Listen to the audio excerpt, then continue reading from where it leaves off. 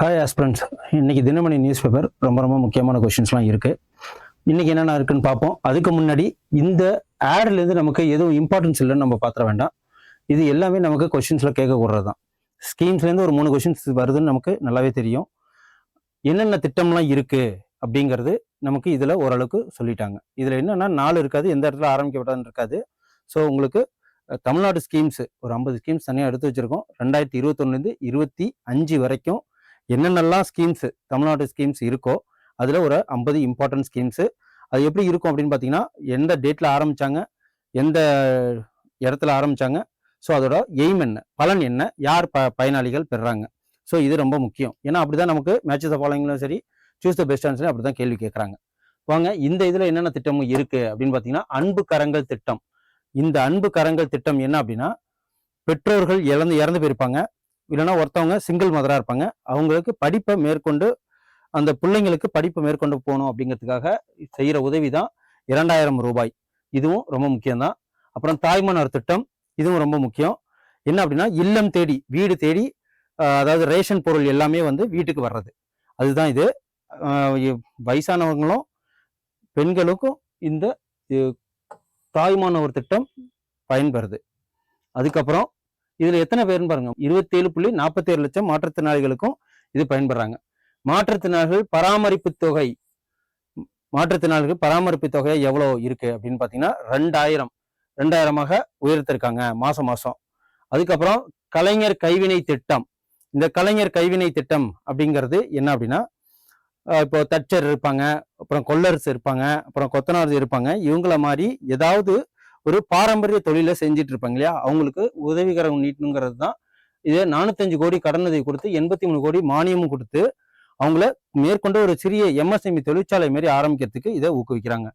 அப்புறம் இலங்கை தமிழர்களுக்கு வீடுகள், இது நமக்கு ரொம்ப இல்லை. தொல்குடி திட்டம், இது என்ன அப்படின்னா, வீடுகள் மற்றும் உட்கட்டமைப்பு பணிகளை அதிகமா ஏற்படுத்துறதுக்கு. அப்புறம் அயோத்திதாசர் பண்டிகை குடியிருப்புகள் மேம்பாட்டு திட்டம், இதுவும் ஒவ்வொரு வீட்டுக்கும் யூஸ் தான். அப்புறம் ஊட்டச்சத்தை உறுதி செய்யும் திட்டம், இது என்ன அப்படின்னா, தாய்மானவர்கள் திட்டத்துக்கு கீழே தான் இது வரும். அதாவது ரேஷன் கடையில பருப்பு, அந்த எண்ணெய்கள் இதெல்லாம் வந்து கொடுக்குறாங்க இல்லையா, அந்த சத்து மாவு இதெல்லாம், அதை தான் இது சொல்றாங்க. அப்புறம் சமூக பாதுகாப்பு ரொம்ப முக்கியம். சமூக நல திட்டங்கள் பயன்கள்லாம் எத்தனை தூரம் செலவு பண்ணியிருக்காங்க அப்படின்னு சொல்லியிருக்காங்க. இந்த திருநங்கையர் நலன் மாதம் ஓய்வூதியம் 1500 உயர்த்தி கொடுத்துருக்காங்க. இது எல்லா டீட்டெயில்ஸுமே உங்களுக்கு கீழே நான் பின் பண்றேன். ஸ்கீம்ஸ் 2025 பார்ட் 1 பார்ட் 2 அப்படின்னு சொல்லிட்டு ஒரு 25 ஸ்கீம்ஸா கொடுக்குறேன். நீங்க பிடிஎஃப்னு கமெண்ட் பண்ணுங்க, கீழே இருக்கும். ஃபர்ஸ்ட் இதுல என்ன பெருசா நியூஸ் இருக்குன்னு பாத்தீங்கன்னா, இதுல எக்ஸாம் பாயிண்ட் ஆஃப் வியூல எந்த நியூஸும் இல்லை. ஸோ இதை நம்ம ஒமிட் பண்ணிடணும். மத்திய இணைந்து செயல்படுது முன்னேற்றத்துக்கு உறுதுணை, சென்ட்ரல் ஸ்டேட் ரிலேஷன், இதை நம்ம அப்படிதான் பார்க்கணும்.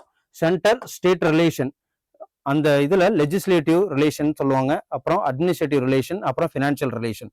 அதுல என்னென்ன ஆர்டிகல்ஸ்லாம் வருதுன்னு சொல்லிட்டு நம்ம ப்ரீவியஸ் இயர் தினமணி நியூஸ் பேப்பர்ல வரும்போதே நான் எல்லாத்தையுமே டீட்டெயிலாக சொல்லியிருக்கேன், அதையும் நீங்க பாத்துக்குங்க. அதுக்கப்புறம் வாக்காளர் இறுதி பட்டியல் இன்றோட வந்து முடிஞ்சிருக்கு. இந்த SIR அப்படின்னு சொல்லிட்டு சொல்லுவாங்க. SIRனா ஸ்பெஷல் இன்டென்சிவ் ரிவிஷன். SIRனா special intensive revision. Special intensive revision election commission of இந்தியானால இதை கொடுத்துருக்காங்க. அவங்களுக்கு சில அதிகாரங்களும் கொடுத்துருக்காங்க. ஏன்னா வந்து மைக்ரேஷன் ஓட்டர்ஸ் வெளிநாட்டிலேருந்து இங்கே வரக்கூடாது, மல்டிபிள் ஓட்டர்ஸ் நடக்கக்கூடாது.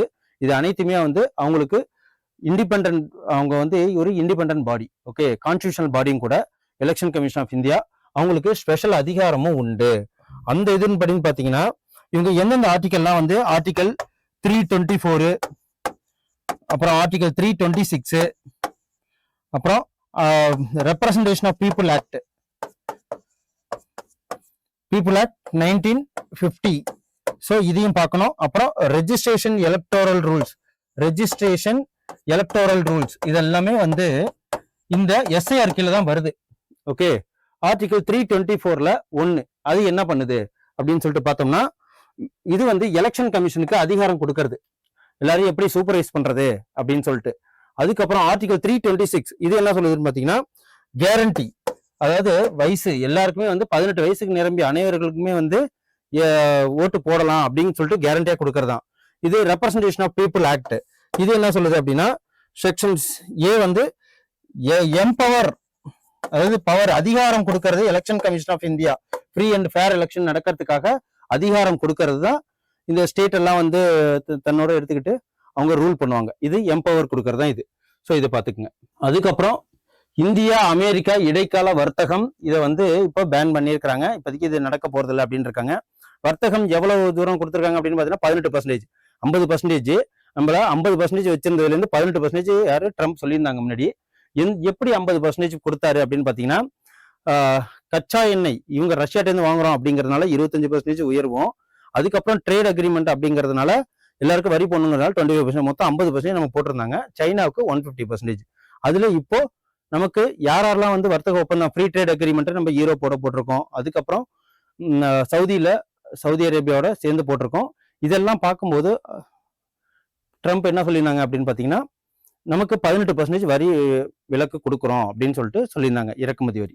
ஸோ அதுதான் இது. இருந்தாலும் அதிபர் ட்ரம்ப் இது வரைக்கும் விதித்த வரி அனைத்தும் எதுவுமே செல்லாது. ஸோ இது மூலயமா வந்து $3 trillion கிட்டத்தட்ட நமக்கு வேர்ல்டுல இருந்து அவர் வரியை இறக்குமதி செஞ்சிருக்கிறாரு அப்படின்னு சொல்லிட்டு அட்வொகேட்டே என்ன பண்ணிட்டாங்க, கோர்ட்டே என்ன பண்ணிட்டாங்க, யூஎஸ் கோர்ட்டே வந்து அதெல்லாம் செல்லாது அப்படின்னு சொல்லியிருக்காங்க. அதையும் மீறி தன்னோட எதேச்ச அதிகார மூலயமா திரும்பி வரி செலுத்திக்கிட்டு தான் இருக்கிறாரு. அதுதான் இது. என்ன அப்படின்னா 15% வரியை செவ்வாய்க்கிழமை உயர்த்துறாரு நாளைக்கு. அதாவது அதிபர் டொனால்டு ட்ரம்ப் விதித்த அதிரடி பரஸ்பர வரி விதிப்பு செல்லாது அப்படின்னு சொல்லிட்டாங்க. ஆனாலும் உச்சநீதிமன்ற தீர்ப்பளித்து மற்றும் அந்த தீர்ப்பை தொடர்ந்து உலக நாடுகள் மீது புதிய சீரான 15% அதிகமாக மேற்கொண்டு வரியை போட்டிருக்கிறாரு. ஸோ இதெல்லாம் கணக்குல போட்டுக்கிட்டு இந்த ட்ரேட் அக்ரிமெண்ட் பண்ணணுமா வேணாமான்னு சொல்லிட்டு இந்தியா நிலுவையில வச்சிருக்கு. ஸோ அவ்வளோதான் இன்னைக்கு உண்டான ஆன்சர். 2 கொஸ்டின்ஸ் தான் இருக்கு. ஸோ அதுக்கு மேலே ஒன்றும் சிறப்பாக இல்லை. அதனால நாளைக்கு ஏதாவது ஒரு 10 பாயிண்ட் 15 பாயிண்ட் வருதான்னு பார்ப்போம். நன்றி, வணக்கம். Send a map. You dare to dream, we care to accomplish.